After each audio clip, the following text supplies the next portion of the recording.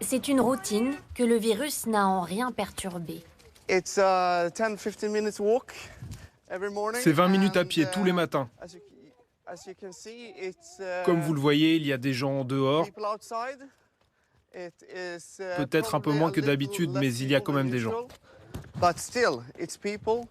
Comme tous les matins, Christiane Tam emmène ses 2 garçons de 5 et 3 ans à l'école. Regarde, Alex. Elle est restée ouverte malgré l'épidémie, comme toutes les écoles primaires et les collèges en Suède. Allons voir, regarde. Maintenant, on va mettre ta veste. Seule légère différence dans le rituel. Bonjour. Maintenant, on laisse toujours les enfants à l'extérieur. Je peux te laisser ici? Est-ce qu'on peut dire bonjour? Passe une bonne journée. Cet agent commercial continue aussi à travailler, mais depuis chez lui. Une situation dont il s'accommode, malgré quelques doutes. Je ne sais pas s'ils ont raison, mais je suis content personnellement que les écoles soient ouvertes. Même si mon intime conviction, c'est qu'ils devraient probablement les fermer. En Suède, seuls les lycées et les universités sont fermés depuis mi-mars. Contrairement au reste de l'Europe, le pays a décidé de ne pas confiner sa population. Pour endiguer l'épidémie, le gouvernement suédois compte sur l'immunité collective.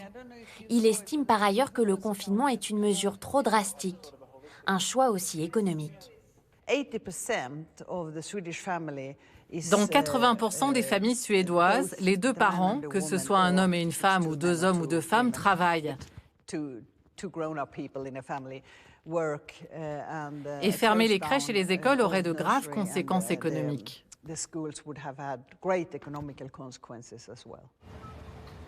Les restaurants et les bars sont eux aussi toujours ouverts. Seule préconisation du gouvernement, pas de file d'attente et une distance minimale entre les clients. Linnea Andreasson a 23 ans. Cette serveuse du centre de Stockholm s'est très vite adaptée à ces nouvelles contraintes. Je me sens en sécurité au travail parce que tout doit être tellement hygiénique. Dès que quelqu'un quitte une table, nous devons la désinfecter avec de l'antiseptique. Tout le monde se lave les mains et on utilise toujours du gel hydroalcoolique. Et si vous êtes malade, vous restez à la maison. Seules interdictions imposées par le gouvernement, les rassemblements de plus de 50 personnes et les visites dans les maisons de retraite. Une politique radicalement différente qui donne parfois lieu à des scènes aujourd'hui inconcevables pour la plupart des Européens. Comme cette séance photo dans un jardin public, à l'encontre de toutes les recommandations de distanciation sociale. Bien sûr, on sort. Si on ne sort pas maintenant, on n'a pas de soleil pendant 1 an. On n'a plus qu'à tomber malade à la maison, déprimé, et ça, personne n'y survivra. La stratégie suédoise est-elle vraiment efficace pour lutter contre le virus? Le Royaume compte 10 300 000 habitants. Il a franchi ces derniers jours le cap des 1500 morts, un bilan proportionnellement beaucoup moins lourd qu'en France, mais nettement plus alarmant que chez ses voisins norvégiens et finlandais, qui sont eux confinés. Les experts mandatés par le gouvernement suédois misent sur le long terme et la responsabilité individuelle.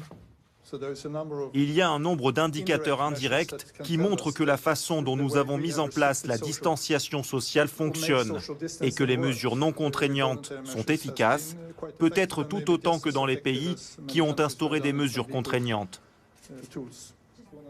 Des voix s'élèvent pourtant pour dénoncer les failles de cette stratégie.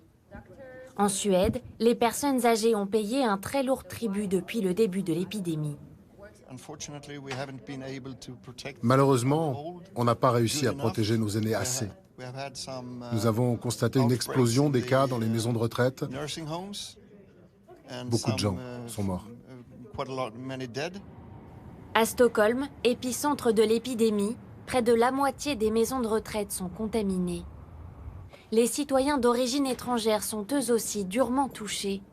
Souvent défavorisés et vivant dans une plus grande promiscuité, ils représentent 40% des cas enregistrés dans la capitale suédoise.